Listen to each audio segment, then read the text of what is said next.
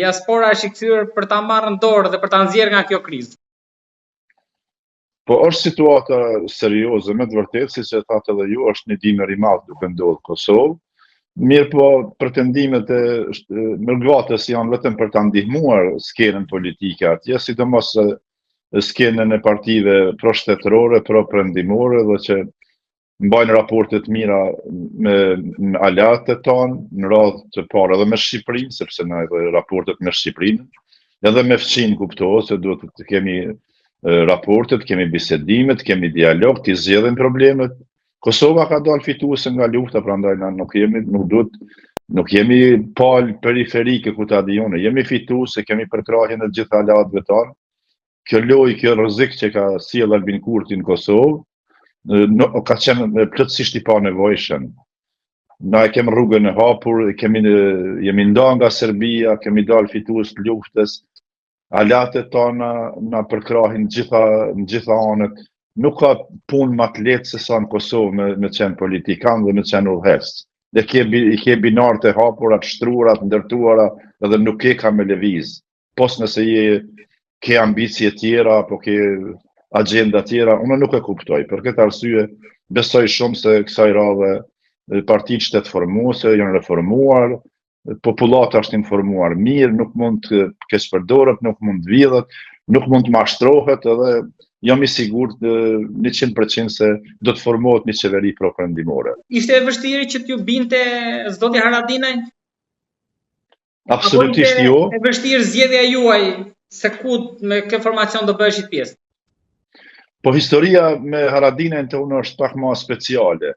Unë kam qenë themeluesi një partie parlamentare që ishte ndërthemelues, e cila ishte e dyta në zgjedhjet e vitit 1992.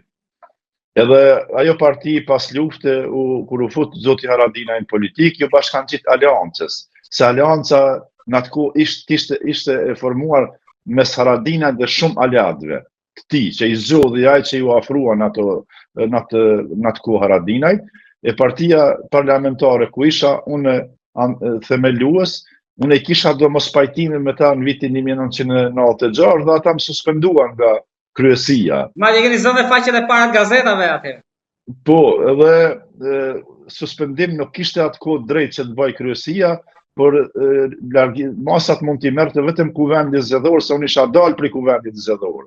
Ata e gjetën një farë manipulimi aty, thanë ti suspendohesh nga partia, e kur mbahet kuvendi zgjedhor, atëherë vjen kuvend zgjedhor dhe atje merremi vesh, dalim secili me argumentet veta, po e kur mbajtën kuvendin, ata s'njoftuan që mbajtën një kuvend ilegal, të themi mos më thirrën, nuk mora vesh mas 2 ditëve se është mbajt kuvendi, çështja ime s'ishte shtruar fare në kuvend, edhe kështu që unë mbeta antari, që shtuhet Shqipëri me tester, unë mbeta antari partisë parlamentare, por partia parlamentare i mbylli raportet me mua, edhe unë s'isha interesuar, të në atë kohë ishim në okupim, unë me bofa lufta private atje për një status në një parti politike, ishtë gjë e pa nevojshme për mua, se kontributi për Kosovë gjatë okupimit nuk do të thotë se bëhet vetëm përmes partive politike, as më shumë. Njeriu në atë kohë mund të bënte edhe më shumë kontribut si njeri me lidhjet mia, me njerëz të mi, me partner të jashtëm, me të cilët kisha filluar bashkëpunimin qysh në vitin 1988-89, para se me ra diktatura, unë kisha udhëtuar jashtë, kisha njerëz që më përkrahshin jashtë, kështu që e vazhdova punën time deri në luftë, mas lirimit dikur ju ktheva familjes edhe u mora me çështjet e mia familjare. Zoti Veçaj, unë mendoj që ju jeni në një situatë ekstreme, sepse keni eksperiencë në dy ekstremet, në atë periudhë që ju folët të Kosovës atëherë, por edhe të sistemit zvicerian modern. Tani këdo aplikoni tani që po riktheheni në Kosovë për të kontribuar. Këdo zgjidhni nga këto dyja. Si do i qateni si realitetin? Po këto dyja të shkojnë kombinim, tash mentalitetin edhe kulturën, traditën tonë atje që e kemi si shqiptarë, si në Shqipëri, si në Kosovë, si në vise tjera, aty ka shumë vlera cilat duhet ruhen, duhet përparohen, duhet zhvillohen. Mirë përsa për këtë demokracisë, ne kemi nevojë për vlera perëndimore. Unë prej fillimit kur jam kyç, para se më kyç politikë, unë e kam filluar një farë me dhënë intervista, me marr pjesë në debate, edhe kudo ku jam angazhuar. Dhe kudo që jam parasit zoti Balla, unë e kam qitë si kush se duhet të flasim nga dale, duhet të flasim me radhë, duhet të shprehim mendimin, kështu që të bihet një kulturë. Për shembull, nëse ti je moderatori një emisioni dhe i ke 5-6 musafir aty në studion tënde, ti je ai që udhëheq, ti e jep fjalën, ti e merr fjalën edhe e lën secilin me kry mendimin. 2 njerëz nuk munden me fol për një herë.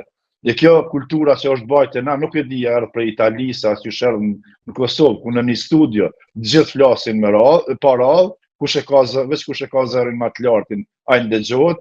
Beso se këtu nëse përcjell ndonjë emision, diku ka ora 9:30, 10 kur janë aty emisionet, mundesh me pas problem me fqinj, se aq është zhurmë më e madhe, aq flasim të madhe, as flasim për njerë, sa ndodh që fqinjet të thonë jeni mbledh shumë njerëz këtu edhe po na pengoni. Nuk e din që është një njeri vetëm duke kthyer një emision. Ka pritshmëri që të pranohet kjo qasje e re që ju po ofroni? Pra si është shpritur për momentin?